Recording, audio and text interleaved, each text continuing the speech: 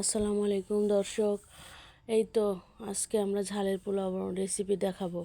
কারণ এর আগে আমরা শর্টকাট দেখাইছিলাম, অনেকে রেসিপি চাইছিলেন, এই জন্য দেখাচ্ছি।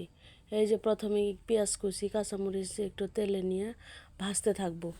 তারপরে এর মধ্যে কিছু বাটা মশলা দিয়ে দিব। বাটা মশলাগুলো হচ্ছে এলাচ, দারুচিনি, আরও যে গরম মশলাগুলো আছে ওগুলো দিয়ে দিব। তারপর হলুদ, মরিচ, ধনিয়া সবগুলো দিয়ে দিব এটার মধ্যে। তারপরে এগুলো একটু মাখো মাখো কষা কষা করে তারপরে ছোলা সিদ্ধ করা ছিল, বুট আর কি, ওইটা দিয়ে দিব। তারপরে এটার মধ্যে ভাতের চাল দিয়ে দিচ্ছি। অনেকক্ষণ ভিজিয়ে রাখছিলাম। পোলাওর চালও দিতে পারেন, যার ইচ্ছা, যেটা খুশি। তো আমরা এরকম ভাতের চাল দিয়ে সবসময় বানাই, খাইতে খুব টেস্ট লাগে। তো এইভাবে যদি আপনারা বানান, প্রতিদিন খাইলেও বিরক্ত লাগবে না। মুখে মনে হবে যেন বিরিয়ানি খাচ্ছি, গরুর গোশতের বিরিয়ানি। আসলে এর মধ্যে গরুর গোশতের কোনো কিছুই নেই। এই যে ছোলা দিয়ে আমরা এরকম মাখা করে এরকম ভাজি করছি। মানে এত মজা করে কষাইতে হবে, কষানোর মধ্যে মেন টেস্ট লুকাইতো। যত ভালো কষানো যাবে, ঝালের পোলাওয়ের টেস্টটা ততই বাড়তে থাকবে। এর মধ্যে কিন্তু কোনো বিরিয়ানি মশলা অথবা অন্য কোনো মশলা ইউজ করা যাবে না। শুধু যেগুলো মানে আমরা সাধারণভাবে রান্না করি সেগুলোই দিতে হবে। এই যে আমার ঝালের পোলাও প্রায় হওয়ার পথে, তো হয়েই যাচ্ছে প্রায়। একটু বুঝে নেবেন ভিডিও দেখে, শর্টকাটেই দেখানো হচ্ছে। কারণ এত লম্বা ভিডিও করলে মানুষ বিরক্ত হয়ে যায়। তো ঝালের পোলাও খাওয়ার জন্য তো কোনো কাবাব কিছুই নেই। এই জন্য আমরা কি করতেছিলাম, যে পাতাকপি কুচি কুচি করে কেটে তার মধ্যে বিভিন্ন রকমের মশলা দিয়ে, তারপরে এটার মধ্যে কিছু আটা মিক্সড করে এগুলো দিয়ে একটু এক ধরনের কাবাবের শেপ দিয়ে, বড়া আর কি, পাকোড়াও বলতে পারেন, ওই ধরনের একটা খাবার তৈরি করে নিচ্ছিলাম।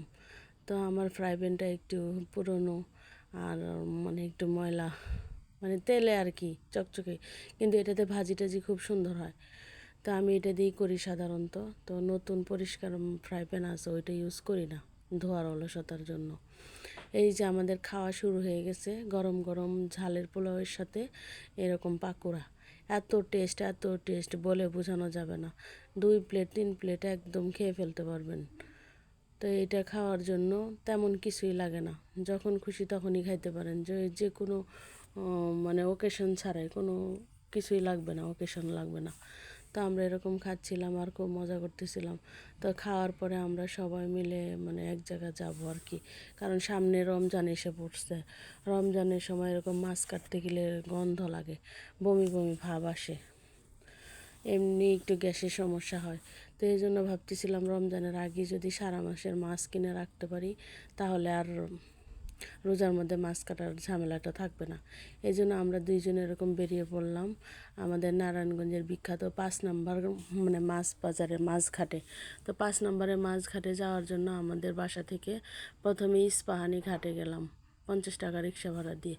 তারপরে আমরা এরকম নৌকার পাড়ে যাচ্ছিলাম, তো এরকম নৌকায় উঠে গেলাম, ট্রলার আর কি। ট্রলার দিয়ে ওই পারে গেলে একটু হাঁটলেই মাছ বাজার পাওয়া যাবে। তো আমরা এরকম মাছ বাজারে যাচ্ছি দুইজনেই। কারণ কি কি মাছ কিনবো, অনেক মাছ কিনবো, দুইজনের একটু পছন্দ করতে হবে। তারপরে মাছ কেনার পরে আবার ছেলের মাদ্রাসায় যাব, ছেলেকে দেখতে। তো এই যে আমরা ইস্পাহানি একরামপুর খেয়াঘাট পার হলাম। এই যে পাশে বড় বড় যে বিভিন্ন কিছু ভাঙানো সাইলন, মানে নারায়ণগঞ্জে যে কত কিছু আছে না দেখলে বোঝা যাবে না। আর এই নদীর পানি, শীতলক্ষা নদী, কখনোই শুকায় না, যদিও মাঝে মাঝে দূষিত হয়, বিভিন্ন মিল কারখানার পানি চলে আসে। আবার বর্ষাকালে ঠিকই এটা পূর্ণ যৌবন ফিরে পায়, তখন খুব সুন্দর লাগে পানি দেখতে। তারপরে এই নদী কখনোই শুকায় না, এখান থেকে জাহাজ বিভিন্ন কিছু আছে। এই যে লম্বা জিনিসটা দেখতেছেন, এটা হচ্ছে বিভিন্ন জায়গায় জাহাজ, লঞ্চ ডুবলে এটাকে নিয়ে যায়, প্রত্যয় বলে এটাকে। তো এই যে আমরা 5 নম্বর খেয়াঘাট এরকম পার হয়ে আসলাম। এই 1 মিনিট 2 মিনিট লাগে পার হইতে। এই তো আমরা পার হয়ে এই পারে আসলাম। তারপরে একটু হাঁটবো, হাঁটার পরে এরকম মাছ বাজারে ঢুকে যাব। তো মাছ বাজারে ভিডিও যদি কেউ দেখতে চান, তো আমাদের এরকম ভিডিও আছে, ওটা দেখে নেবেন। ওইটা পূর্ণ মাছ বাজারে ভিডিও আছে। আজকে আর মাছ বাজারে ভিডিও দেখাবো না, সংক্ষেপেই শুধু ভিডিও করা হচ্ছে, যে হালকা একটু মাছ বাজারে যা আসলাম। এই যে অনেক ভিড়, আর এখানে অনেক অনেক মাছ পাওয়া যায়, ইচ্ছা মতো কেনা যায়। একটু মানে দাম খুব বেশি কম না, মোটামুটি, তারপরে পাওয়া যায়। আলহামদুলিল্লাহ। তো আমাদের মাছ টাছ কেনা শেষ, 3-4-5 পদের মাছ কিনলাম।